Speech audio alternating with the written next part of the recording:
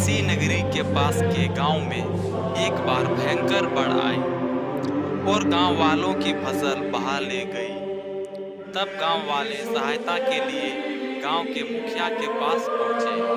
मुखिया ने उन्हें बैल ऋण में दिया और कहा कि जब उनके मक्के आदि की फसल कटेगी तो वे अपने फसल का कुछ भाग उससे दे और अपना ऋण चुका दें। उसी गांव में एक सीधा साधा गृहस्थ भी रहता था। उसकी पत्नी पतिव्रता नहीं थी। उन दिनों उसके संबंध गांव के मुखिया के साथ थे। जब उस गृहस्थ के कानों में पत्नी के अवैध संबंध की चर्चा पड़ी तो उसने सत्य जानने के लिए एक युक्ति लगाई। एक दिन उसने अपनी पत्नी से कहा कि वह कुछ दिनों के लिए गांव के बाहर कुछ कार्य के लिए जाए।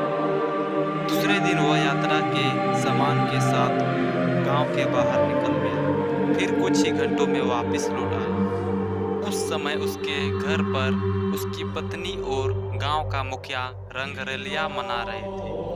पति को लौटा देख उसकी पत्नी ने सत्य छुपाने के लिए मुखिया को एक युक्ति बताई और दौड़ती हुई धान्यागार के एक कोट में खड़ी हो गई। जब उस गृहस्थ ने घर के अंदर प्रवेश किया तो उसने उस समय मुखिया को यह कहते सुना, दे दे मेरा बैल या चुका दे रे। और औरत कह रही थी, कोट में कोई धान नहीं है, मैं ऋण नहीं चुका सकती।